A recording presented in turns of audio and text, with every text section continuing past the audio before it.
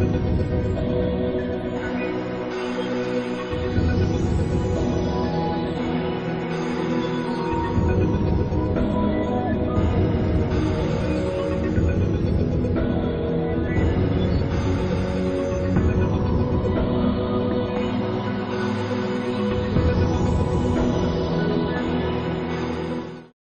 alaikum dear students, welcome to the 16th lecture of Public Finance MPA 405.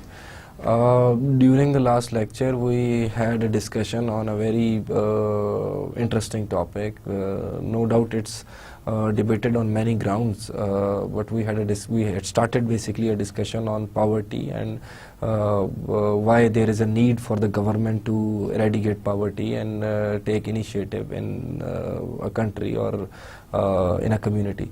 While discussing poverty, we had discussed various aspects of it, like we started with the examples of USA, where they had defined the poverty line to be which is the 3 times of the income which is required to have a nutritionally adequate diet. Why 3 times? Because 1/3 would be used to acquire that adequate diet and the other 2 parts would be used for other basic requirements. So the main discussion behind it was that why there is a need for the government to take a step and eradicate poverty or alleviate the poverty levels. Now the discussion we had was revolving around that most of them, in many, there can be scenarios where the market outcomes basically do not provide citizens with certain level of income which is required for the bare minimum level of survival, and assuming that to be like some backdraft of the markets and the market system. So it is the responsibility of the government then to support those individuals, and then the question revolve around that how much support should be given to the poor people, because too much support would then take them into the welfare trap in which they would be dependent upon the welfare, and the economy won't be able to sustain that level of welfare, and too little support by the government would not be enough to eradicate the poverty. So in that debate we discussed various angles, like what would be, because any policy of the government would be focusing on the equitable level of distribution of income, and that would mean that people with higher incomes may be taxed and people with lower income may be provided subsidies. We would be discussing that sort of a scenario today as well, when we would be discussing various policies and the efficiencies and various proposals that have been raised, but we would come to that later on. So then we also in this we also discussed that then what about the ideal scenario which is assumed in terms of the market outcomes, that there should be the pay for the ability. Anybody who's able to earn more because his ability is much higher than the next individual. So where do we fall, whether we choose completely equitable distribution of resources and income, or we choose a scenario in which every able individual should be able to earn more and he should be given a reward for his ability. So we revolved around that debate, and that led us to the question of what the government should choose. Should it choose equity or should it choose efficiency? Why the debate over efficiency came up? Because because we were discussing that what would be the efficient level of support to poor individuals. Now that efficient level of support to the poor individuals would be in a sense that whenever a certain subsidy is being provided to poor individuals, there is an opportunity cost of that sum of resources that are being transferred, and opportunity cost in a sense that those resources in the hand of either the private sector or those individuals who are more able would have better returns and would provide more efficiency to the economy. So if it is a possibility, then when you provide subsidies, we would be discussing through examples today that how certain subsidies and supports by the government might create inefficient outcomes and what are solutions to that also. We would also discuss solutions in certain cases. But in any case, the whole aim of that discussion was it was revolving around the scenario of efficiency and equity, and the trade-off between equity and efficiency in terms of distribution.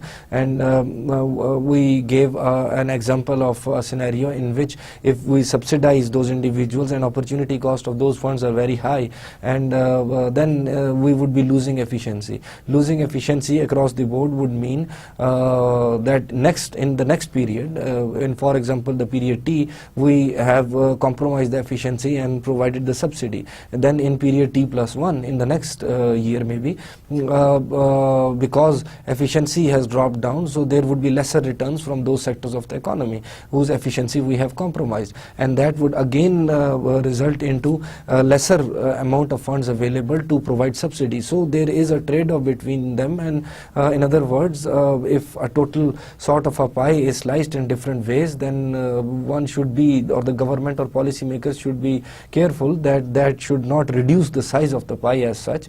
And in a sense, we wanted to say that efficiency of the economy should not be compromised because of these subsidies. No doubt, there is no question that there is need to support the poor or lower income class individuals to give them a sustainable life, but then again we cannot compromise the efficiency on that.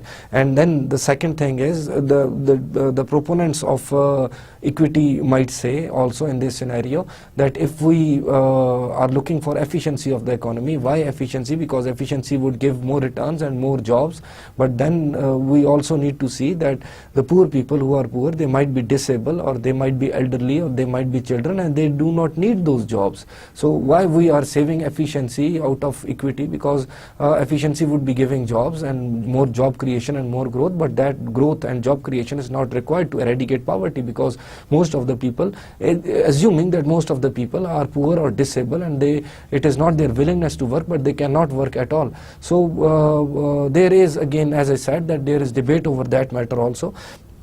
Then people supporting such actions by the government to support, to subsidize or to support to alleviate poverty would say that there is a positive externality to that. Positive externality in a sense that the collective social stability that is achieved is good for the society as a whole, and there are collective benefits out of it. So that stability is required. Then there would also be people who would be compassionate actually about the matter of for the people who are you can say less fortunate, and they might be considering it a good deed to help those individuals.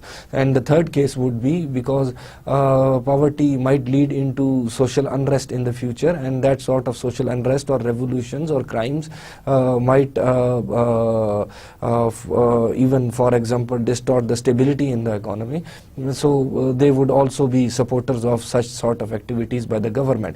Then there was a question that whether those activities are to be taken up by the responsibility of the government, or should they be left to the charitable institutions. But then we discussed that charitable institutions no doubt are playing their role, and that is very important. But the whole point is that charitable institutions do not have enough resources to sustainably support the poor people, and specifically in times of recessions. That is not possible for them, because they are dependent on charities by people who can afford to give charity. And since such supports by the governments or charitable institutions are treated as public good, then along with public good there comes a problem of free riders, because there would be individuals who would be enjoying the benefits of the overall positive externality that we discussed, but they would not be willing to contribute towards that activity. So it would be the responsibility of the government to support those individuals through taxation and or maybe any other means through government revenue, to bring their life standards at a level where they can sustain themselves, have nutritionally adequate diet, or train themselves in terms of skills and knowledge and education, and be healthy citizens in terms of having access to health services being provided by the government or by the private sector as well.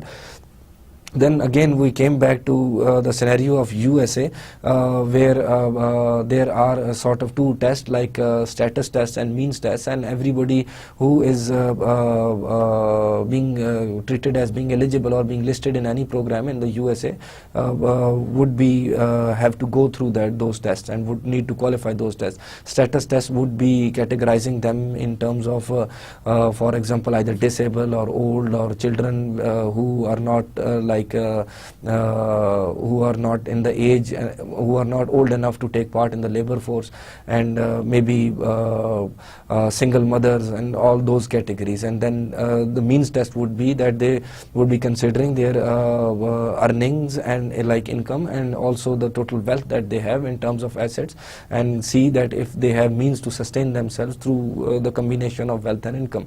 There have been debates also that the status tests basically are demeaning to an individual, and but there are certain costs that have to be borne. After going through all this debate, we listed certain programs of USA regarding housing, regarding provision of food items to pregnant women, or poor pregnant women in fact, or provision of healthcare facilities to children. And then we also discussed certain programs in Pakistan, in which we discussed like programs for elderly in terms of old age retirement benefits, or for example for employees who after whose demise, whose families are dependent on them and they need to be supported. Or we discussed the microfinance, where new entrepreneurs need to need some resources to start up a business. And we also discussed the concept of, or not in detail, but establishment of zakat on Baitul Mal and all that stuff, which are social programs, social service programs in Pakistan being conducted by the government. So governments of all the countries are doing their best possible efforts to eradicate poverty and raise the living standards of individuals. And this is not just like a national issue, it has turned into a global debate, and there have been many efforts in like developed countries and industrialized countries who provide subsidies and welfares to people to bring them to the level of sustainability, so that they can in fact so that they can stand on their own feet. Well, that went on, and based on that we had a discussion on basically why government, there is need for the government to take part in the economy, to provide income support for the poor, either through subsidies, either maybe through in-kind support, or maybe support through cash payments and cash transfers. Subsidies can be of any types, and maybe they are through tax exemptions. There was also a program in USA in which they could increase individuals' take-home salary by giving him certain tax exemptions. So all these scenarios are taken up by various governments in different countries, and so they are also taken up in Pakistan as well. But then there are certain efficiency criteria, as we discussed, that there is a trade-off between equity and efficiency, and it is not just the efficiency that is being compromised in terms of efficiency of certain market equilibrium, but it is also in terms of welfare trap, that when individuals are bound to, they consider welfare not as, sometimes they might consider welfare payments not as like for example a benefit to them, but they might consider it as their right as well. No doubt it is a right on certain grounds, but those transfers are being given to those individuals in terms of kind and in terms of income, so that they can do their own effort and stand on their own feet later on. They should not be dependent on those transfers regularly or consistently. But then there are less fortunate individuals as well, like maybe disabled or widowed women, or maybe in certain cases in which women are the head of the family and they have to support those, like like young children. So in those cases, they might require that support from the government sustainably. But in case of and in times of, for example, recession, in terms of higher unemployment rates, people get unemployed and they need government support during that time period. But when the unemployment period goes down and more job creation takes place, then they might be able to get better jobs. And we discussed certain programs in US as well, and I gave example of one program specifically that I knew of directly through some colleague that I knew. Through some guy who actually I knew. So that program was basically he was given unemployment funds, but then he was also pushed toward, the social worker also used to push him to find jobs, and they also tried to get him employed someplace so that he becomes self-sustainable. So it is also important that the willingness of the individual is there to take up a job. Now we need to, in order to evaluate equity versus the trade-off between equity versus efficiency, we need to consider the effect on resource allocation whenever government, as I discussed, that there is opportunity cost of those resources. What we are going to do throughout in this lecture is that we are going to evaluate the various scenarios in which government subsidies might distort the efficient outcome in the market. And as I said, that a drop in efficiency or less than efficient outcomes might result into, for example, future distortions in which the government would be, maybe people would be regretting that sort of an action. So in that scenario, whenever there is a subsidy, there is a resource allocation by the government. They are taking money from some place, and there is an opportunity cost of those funds, and they are employing it someplace in terms of subsidies, giving benefits to the poor, or subsidizing medical services, subsidizing housing, subsidizing, for example, nutritional diet. So there is an opportunity cost of that fund. So it is always a debate, as I said, between normative and positive economics perspective. So it would become interesting when we actually conduct the economic analysis, and we would be amazed to see how such subsidies by the government might distort the efficient outcome, and that not be an efficient use of the resources. But then we would also propose certain methods that, okay, if not this, then this would have been better. In which way you can actually, based on the theory basically, in which you would be able to achieve that outcome, but through using a different methodology. So it is very important to see the effect on resource allocation. We would be going through various examples in this lecture to see the effect on resource allocation and to see the effect on efficiency of the market whenever government action is involved. Then the issue is that in case of a subsidy, a consumer may consume where marginal social benefit is less than marginal social cost, because that actually he's not paying for it, and or he's not actually paying the market price. So his consumption might go beyond the optimal efficient level, which is, as we discussed time and again, which is at the point where marginal social benefit is equal to marginal social cost. Because whenever marginal social benefit is less than marginal social cost, it is better to reduce the output. So it is an inefficient outcome. So it is always the consumption should be at the point where marginal social benefit equals marginal social cost. Now that these subsidies might result into loss of willingness to work if after work the income is less, because when continuous subsidies are provided, we would also discuss that scenario considering the leisure time of an individual and his work time, and we would see that if these subsidy or these grants are consistently provided to the individual, the individual might start treating them as part of his total income. So he would evaluate, because when he would start to work again and he would find some work maybe of a lesser earning level, but that extra work would take him out of that income support program, and he would not be eligible for that, and he would compare the total incomes out of those, and then he would see which one is beneficial. So it would such subsidies might also cause a loss of willingness to work if after work work income is less. And that is why in many cases, in many developed countries as well as, and you would see it might be similar in case of Pakistan in terms of Benazir income support program, they offer to pay the minimum possible amount, because any further allocation of resource and any further grant or transfer of income would result into this scenario where there is loss of willingness to work of an individual. So they pay the bare minimum possible, and it has been empirically proved in certain states of USA that giving that bare minimum possible results into those individuals going into jobs later on. We would come to that again. So this whole analysis that we would be conducting from this slide onwards and in this lecture, and maybe in the next lecture as well, it revolves around the trade-off between equity and efficiency. And what we want to do is, we do not want to compromise efficiency to attain equity.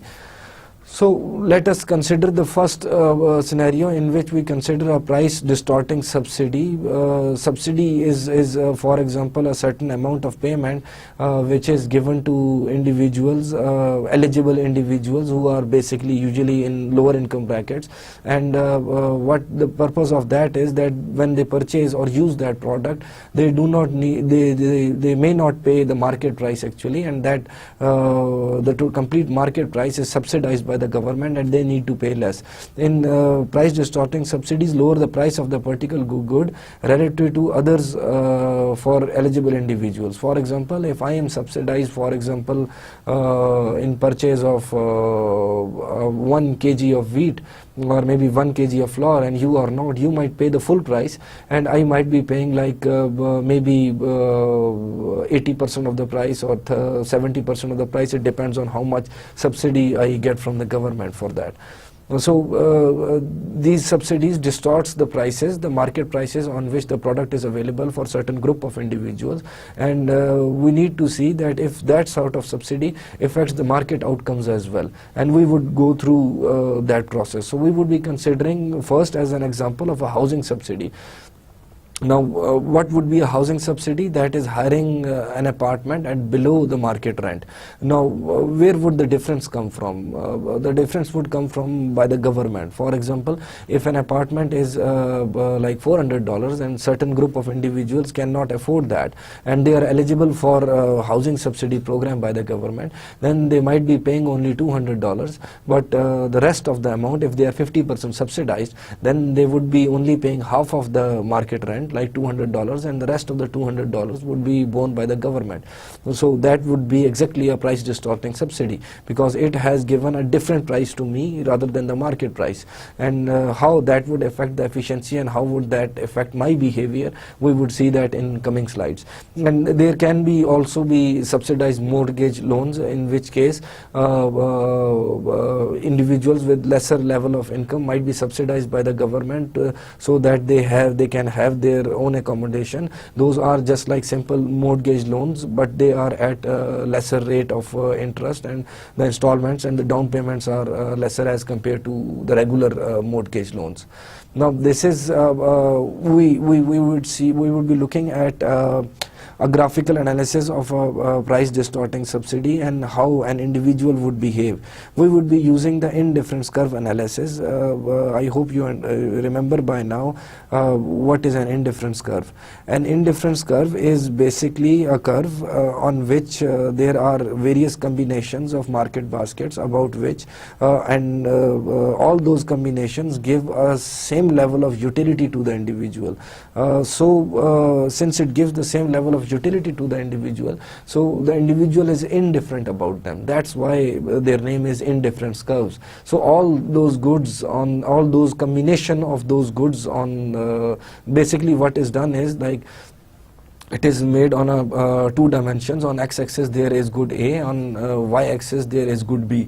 Now what you do is that you see various combinations of A and B which give you the same level of utility, and then it is assumed, because economists assume that utility is the main driving force behind consumption of a good. Utility is the level of satisfaction that we get from consuming a good. So an indifference curve having combinations of market baskets giving me a certain level of utility U1, for example. Let's consider a U1 indifference curve over here. It represents all the combinations of goods A and B which give me the equal level of satisfaction. That is basically the indifference curve. Their indifference curve is convex to the origin, and on a single, for example, X and Y plane, there are infinite number of indifference curves, U1, U2, U3. An indifference curve which is further away from the origin represents a higher level of satisfaction. So in this graph, U3 is the highest level of satisfaction, U2 is less than that, and U1 is the least level of satisfaction shown over here. Then there is also a budget line. Budget line represents all the combinations of those two goods which can be afforded given a certain budget level. It is called basically the budget line. So it is, these two are sort of similar scenario of isocost and isoquant. This budget line is the various combinations that of goods A and B that an individual can afford, and indifference curve represents the combinations that will give the maximum level of satisfaction, and individual will prefer the market basket at where the indifference curve is tangent to the budget line. So I hope next time when we go to any indifference curve or isoquants, I don't need to go through them again, the whole analysis of it. If you still feel there is a need to go through it, then you might explore. There are very in basic microeconomic analysis, there are very good books on it as well, and you would find enough resources on the internet to understand the concept of indifference curves and budget lines and isoquants and isocost. In any case, moving on, so since there is a budget line over here, then you should automatically understand that if government subsidizes any one of the products either on x-axis and y-axis, then budget line would be disturbed from its original position.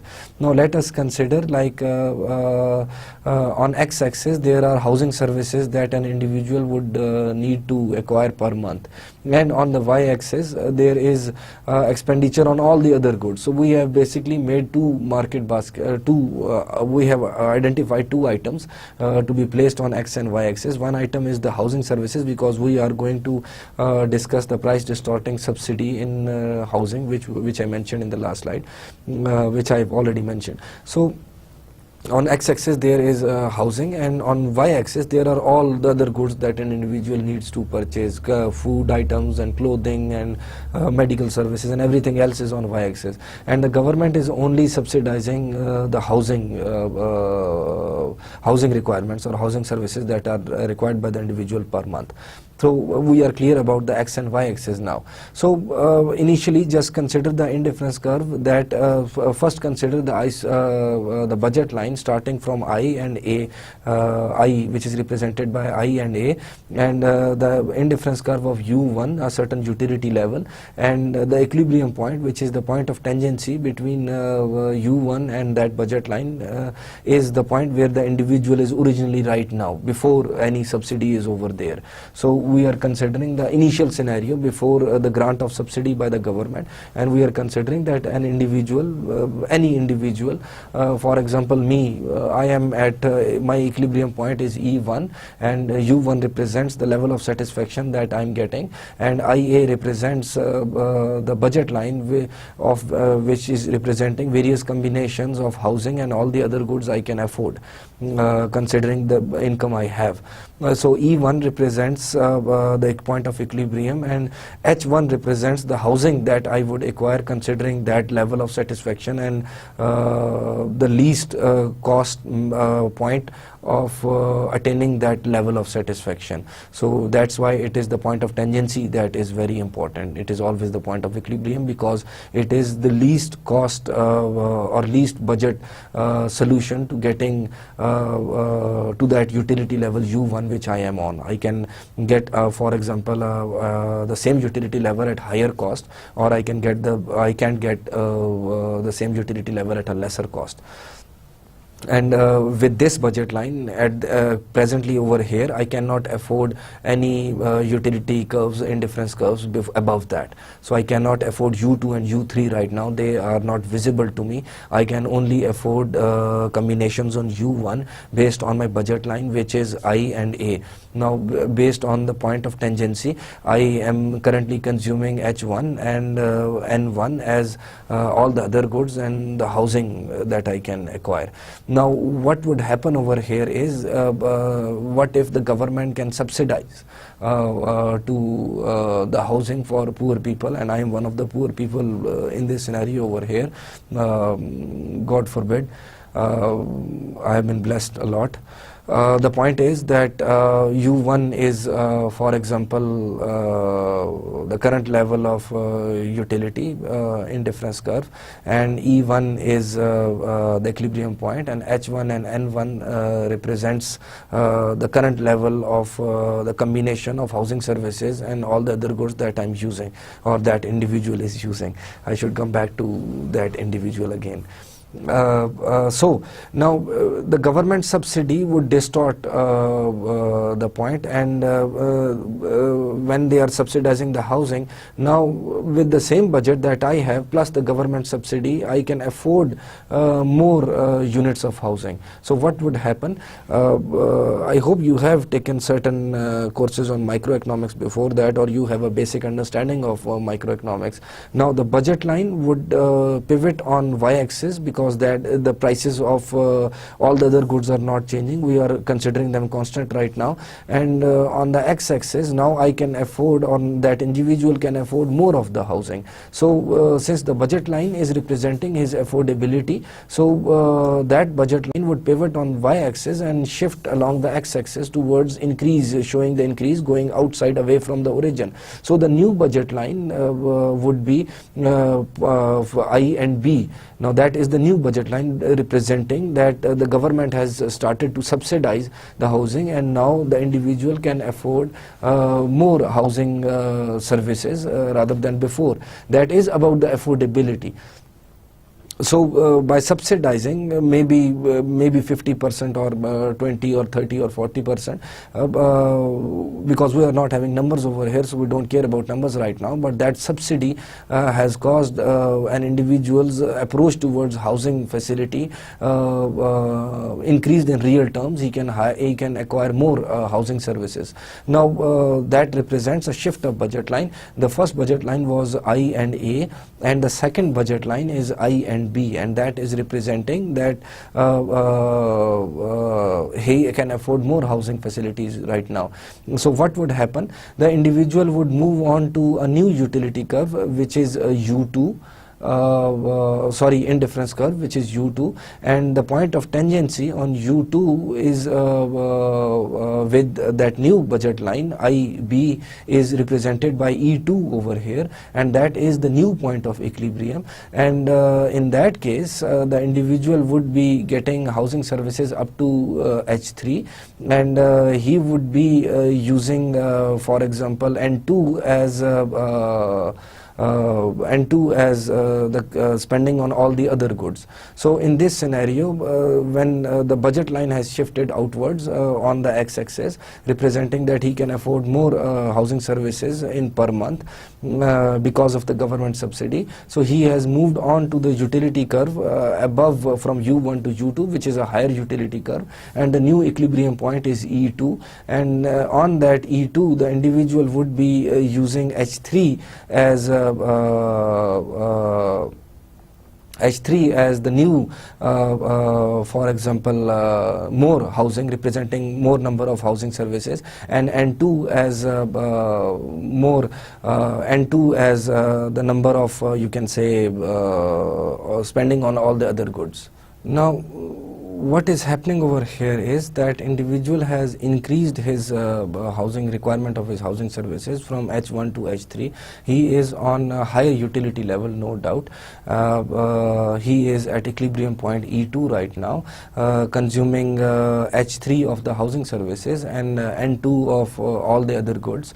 He is only, in terms of housing services, he is only paying I N2, and from the point N2 to S, is being paid by the government in terms of the subsidy. Previously for housing he was paying for IN1, but now he is paying for IN2, which is more than, because he is getting more housing services than before. So previously he was paying IN1, but now he is paying IN2, and out of that N2 up to the point N2 and S, which is being highlighted as a subsidy in this graph, is being paid by the government. Now that all of this scenario is fine, and the individual has jumped from utility U1 to utility level U2, but his previous housing requirements were H1, and currently he is using H3 at equilibrium level E2.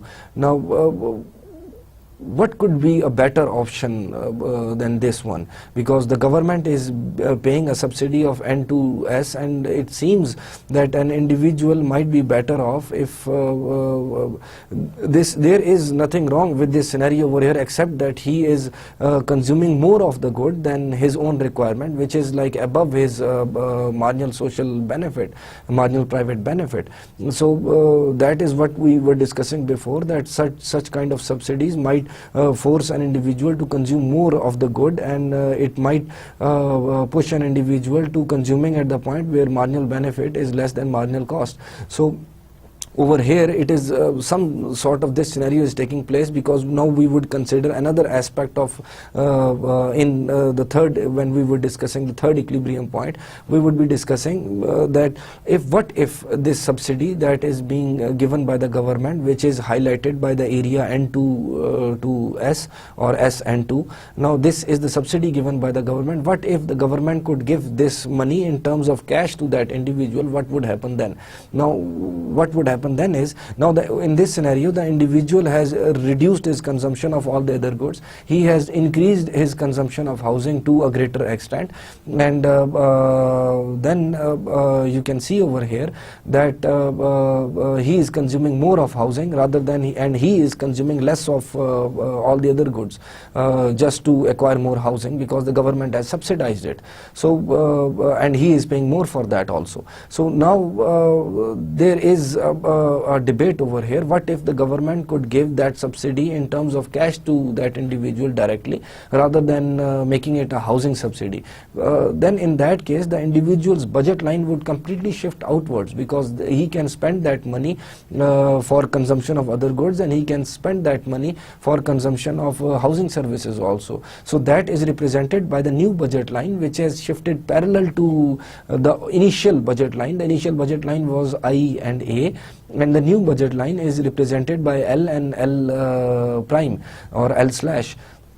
So whenever there is increase in real income, the budget line shifts parallel to the old budget line. The previous case was in which the budget line pivoted to y-axis and moved along the x-axis. In other words, pinned itself down to y-axis. It did not move from there, it only moved from the x-axis. That represented the case in which price of one good has been altered. In other words, the price of one of the goods on x-axis has been reduced, and in this case specifically it was due to the subsidy. Now, so the individual looking at that scenario, no doubt he is better off in terms of being at a higher utility curve, but he might be using housing more than which is required of him. So in that case we need to consider an hypothetical scenario in which that subsidy is given as a cash grant to that individual. In that case his real income would increase. In that case the budget line would shift parallel to the previous budget line outwards, and that is represented by the new budget line, which is L and L prime, and that budget line is now tangent to a third indifference curve E3 U3 at the point of equilibrium, which is E3. And if you see specifically at this point, now the individual is consuming N3 units of all the other goods and H2 units of housing.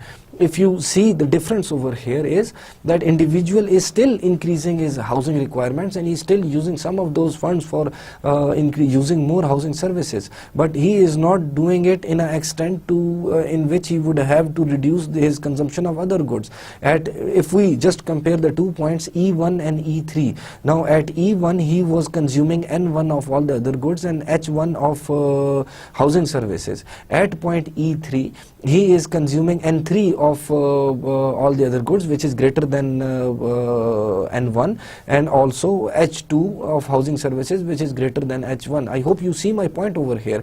Now if we compare E1 and E2 in terms of a subsidy rather than a cash grant, in case of E1s, the individual is consuming N1 of all the other goods and H1 of housing, but in terms of E2, he is consuming N2 of all the other goods and H3 of the housing. So now the point is that housing is greater than previously acquired point, and it seems to be that it is too much more than it should be, because whenever you give him cash grant and give him a choice himself, then he would reduce the level of housing to H2, which has happened. And secondly, he has reduced his consumption of all the other goods just to enjoy that subsidy by the government. So all this scenario represents there are certain implications. So such subsidies might induce the individual to purchase a larger amount of housing than he or she would might normally do, which was represented in the previous graph,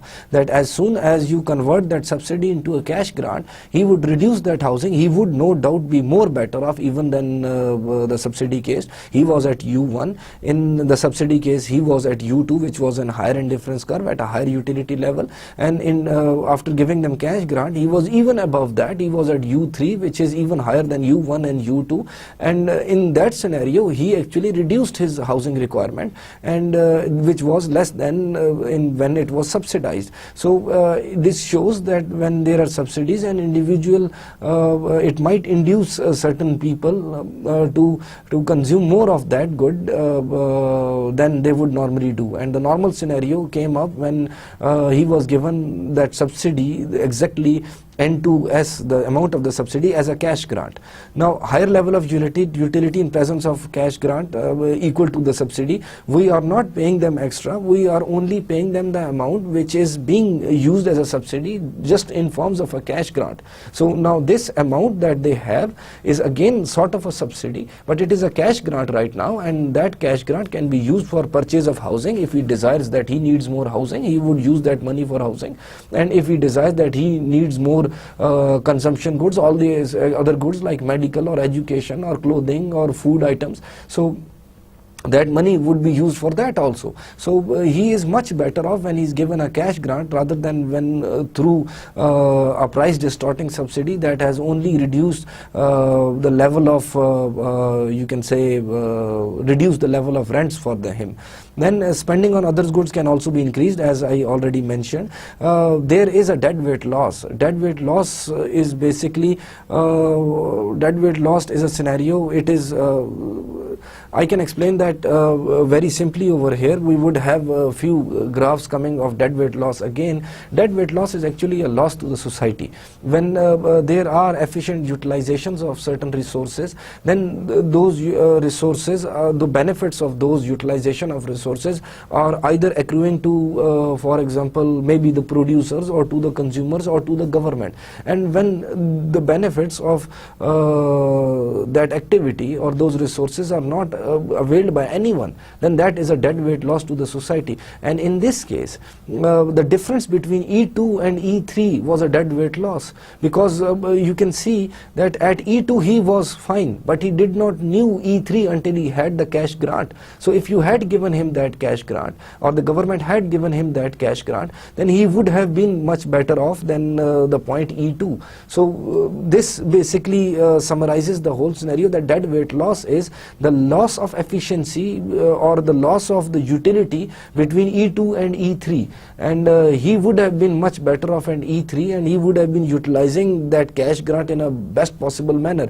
But if you are, it does not mean that when you subsidize them, that money goes down the drain. That money is still inside the economy. That does not evaporate automatically. But deadweight loss is about the benefits, the losses in efficiency or excess burden, or it is about the use of that money. And the people can get more outcome out of that use of the same amount of money if it is placed in the right manner, in which case, in this example, we considered that the same subsidy, the same amount if used in terms of a cash grant, would give more benefits to the individual rather than in terms of a subsidy. So that difference, the more benefit between them, is basically the deadweight loss.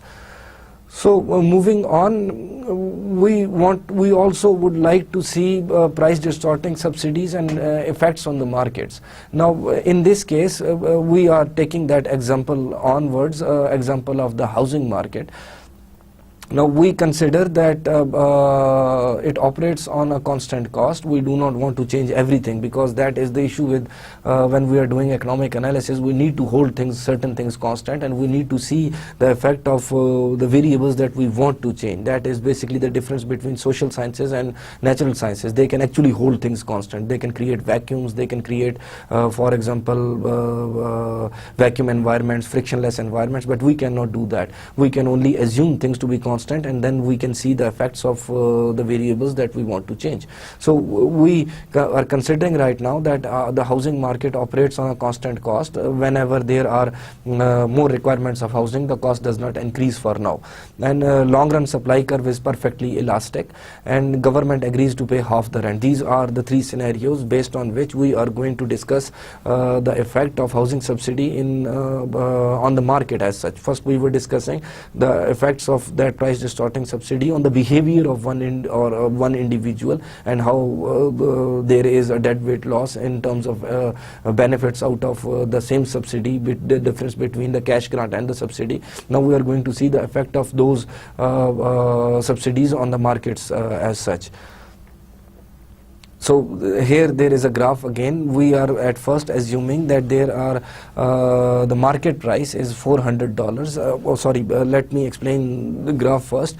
On x-axis there are number of apartments being rented out, and on y-axis there is rent in terms of dollars per month for each apartment. So on x-axis there is, you can see Q1 and Q2, so that would be the quantity of apartments that are being rented out at a given rent, which is represented on the y-axis. So we consider the market equilibrium point as E, and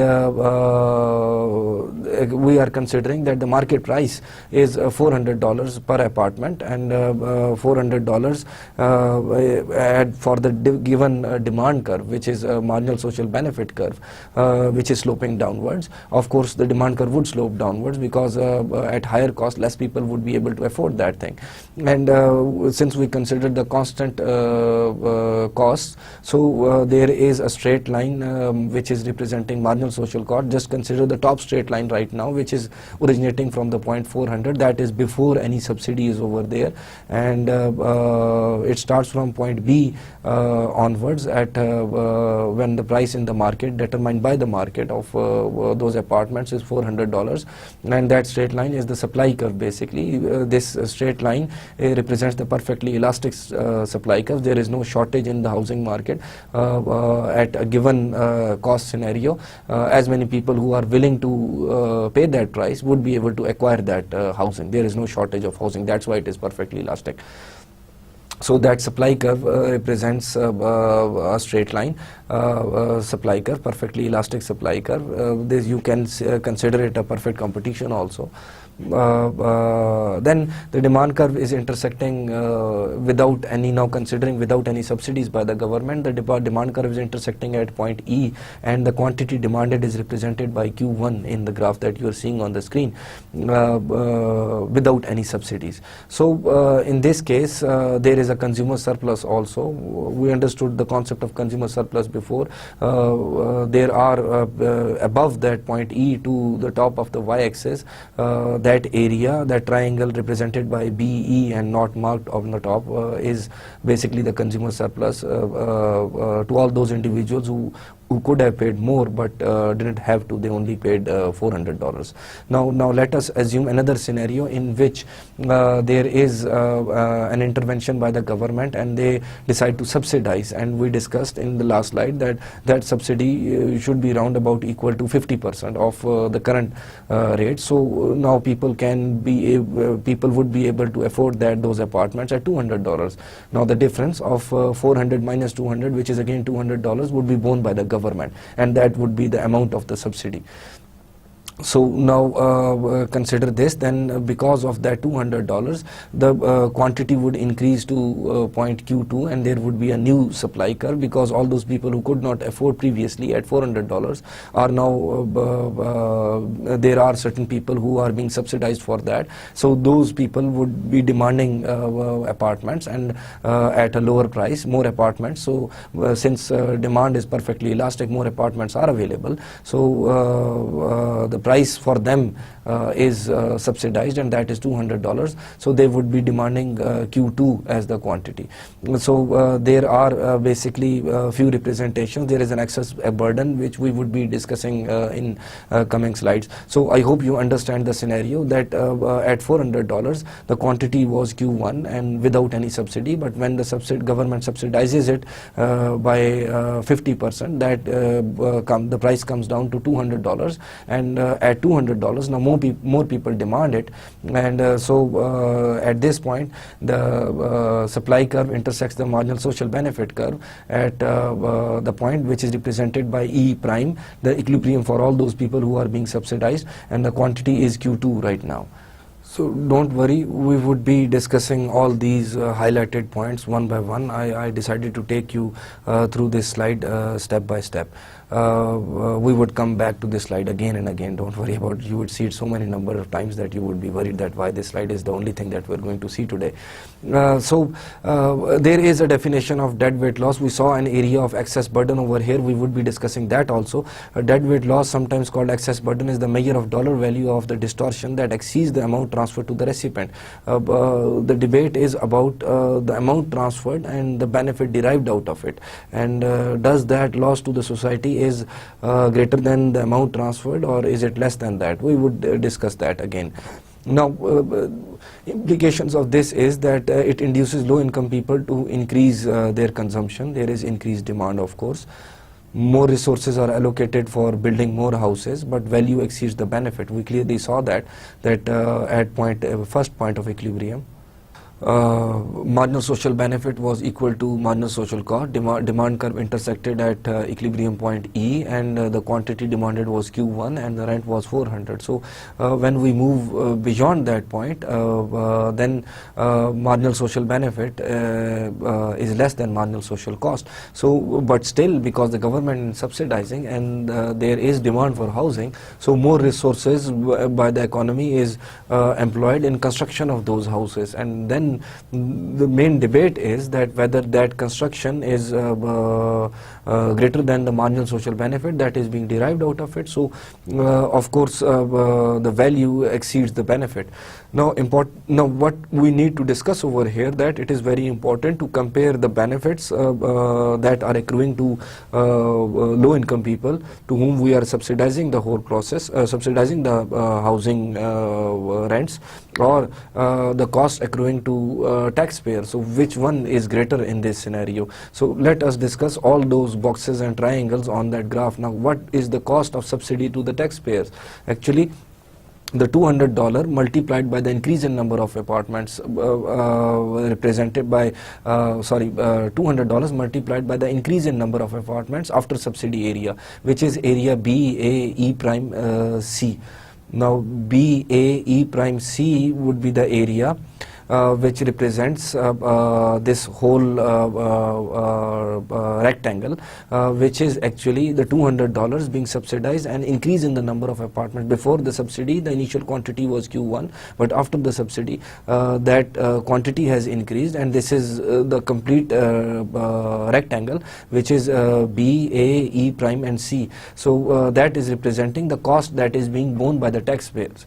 Taxpayers would have to, of course, whenever the government subsidizes, the burden is on the taxpayers, who need to provide revenues to the government for giving that subsidy. So now we are clear on the burden on the taxpayer in this graph. Then we move on to benefits to the low income tenants. There would be basically two types of benefits: those who would rent one bedroom apartment even without the subsidy. So that would be $200 multiplied by Q1, and that is area BEFC on that graph, which is BEFC is represented by that graph, that box over here, that square, and that represents all those people who would be hiring that apartment in any case at $200 even before the government subsidy was over there.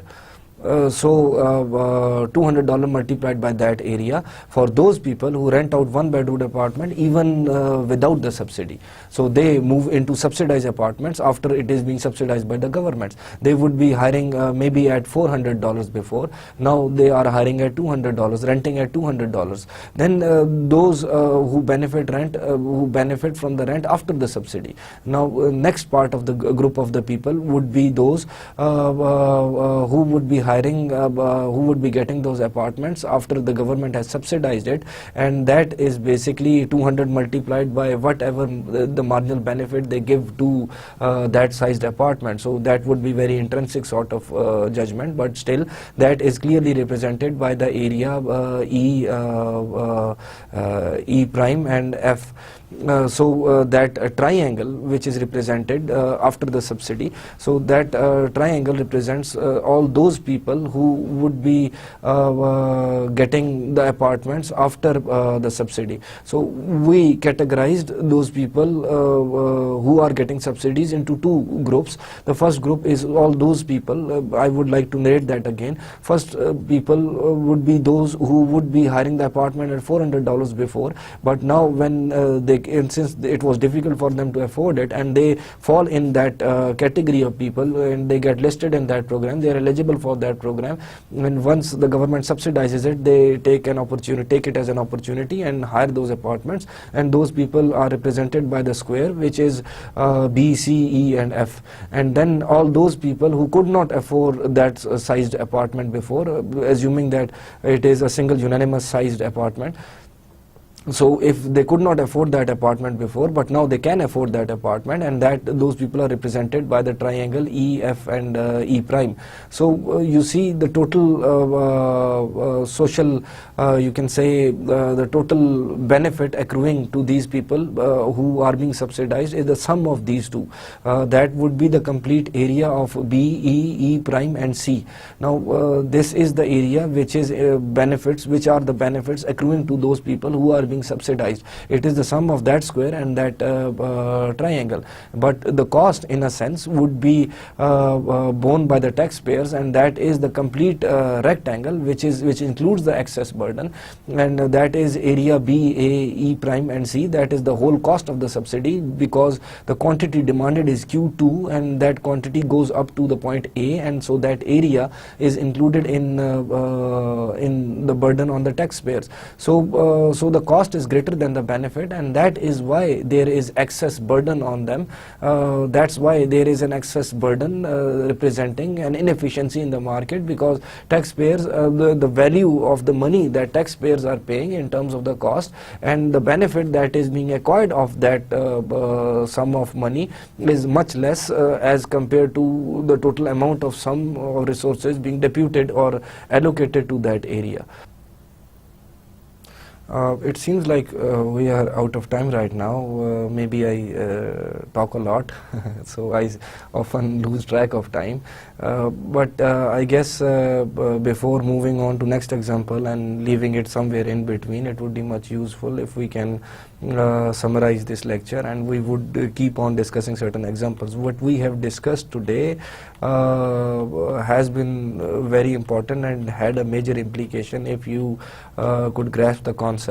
We were discussing, we started basically from the importance of economic analysis of the effects of the government on transfers, and then we discussed that it is basically whether it is the resource allocation is efficient or not, and we brought on the whole debate from last lecture of equity versus the trade-off between equity versus efficiency on in this lecture, and we discussed how consumers, we basically discussed two very important aspects: how consumers behave and what would be the effect on the market whenever consumers behave like that. So we very clearly discussed over here one example of housing subsidy given by the government, and we saw that in cases there are scenarios where consumers would start using where marginal social benefit is less than marginal social cost, and we would be discussing further examples of this sort of analysis for more scenarios again in next lectures.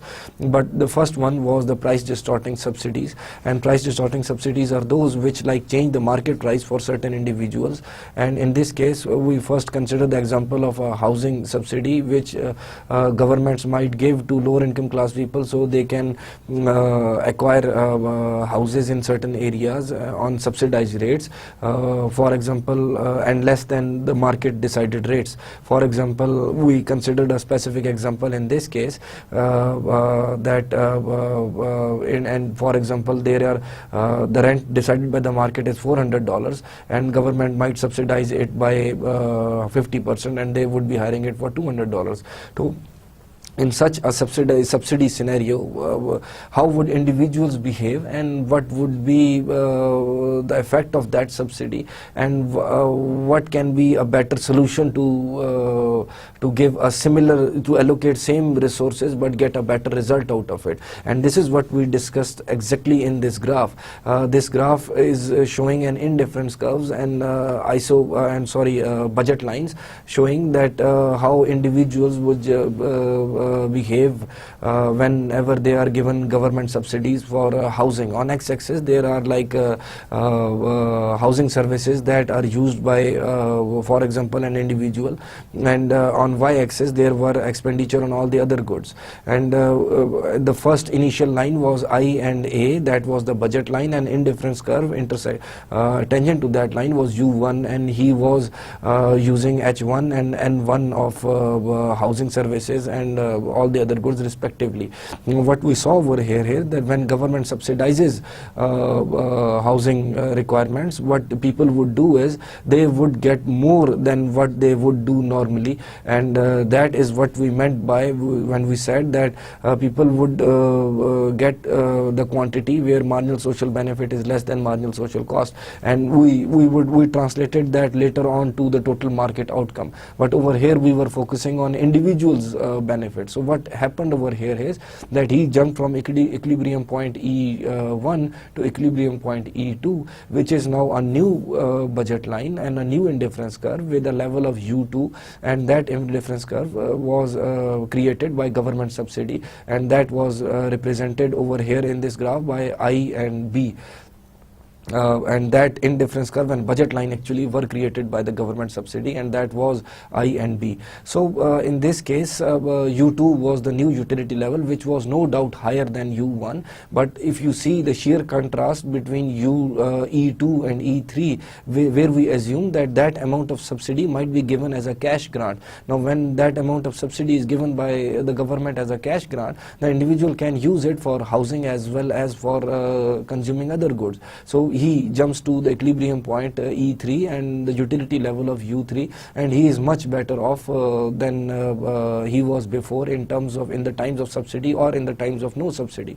So E3 is the optimal point which can only come up with a cash grant, and that cash grant should only be equal to the amount of subsidy that the government is giving, which is represented over here as N2 and S.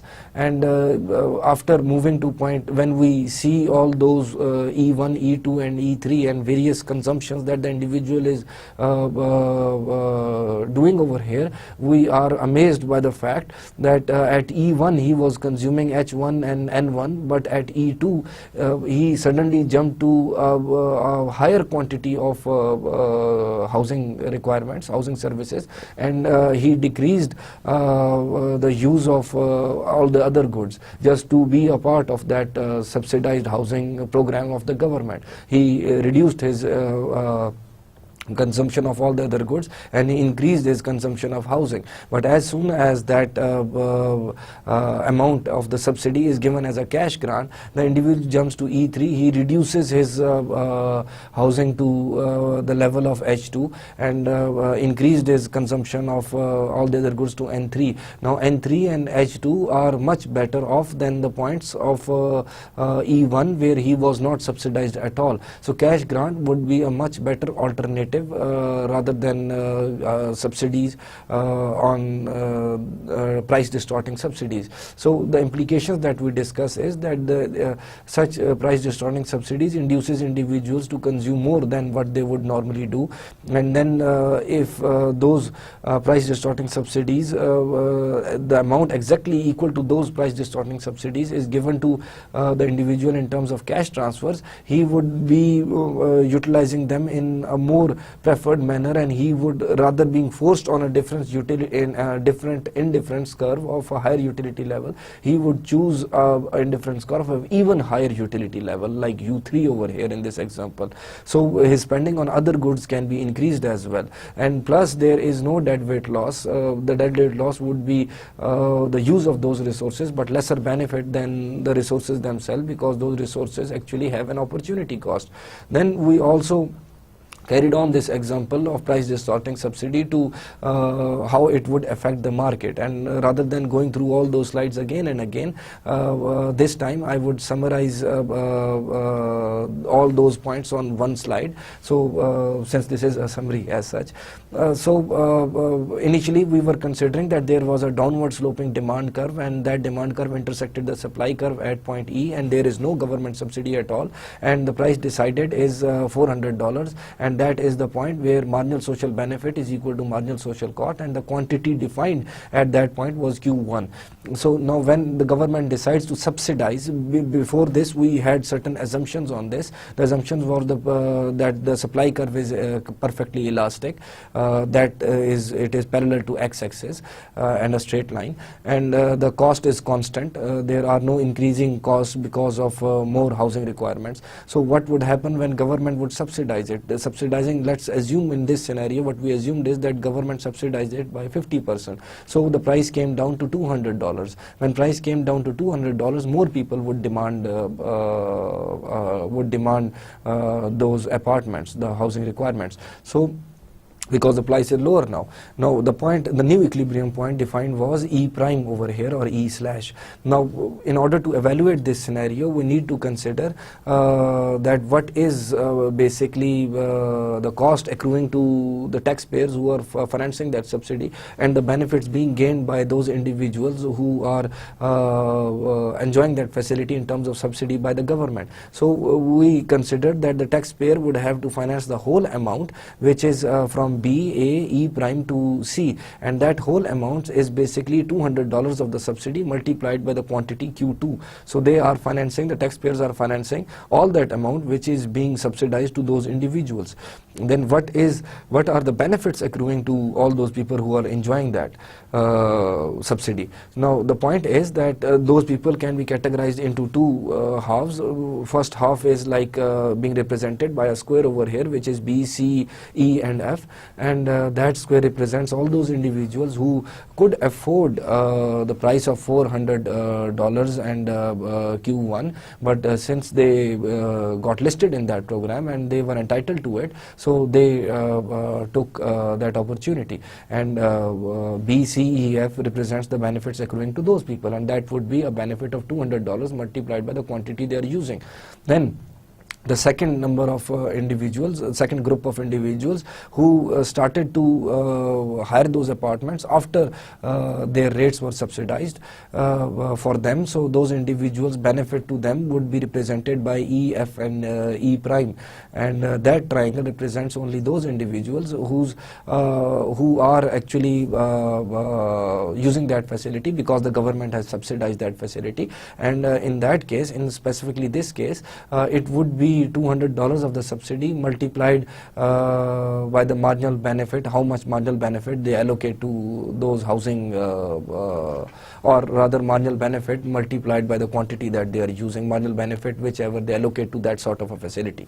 So you can see over here is that there is an excess burden highlighted and shaded area specifically representing that area which is actually the burden on the taxpayer, but that part of the burden is not being given as a benefit to the people who are enjoying the subsidy. So that is why it is a dead weight loss or an excess burden. So this whole scenario reflected that there is an inefficiency in the market being represented by that dead weight loss, and that can be utilized in a much better manner.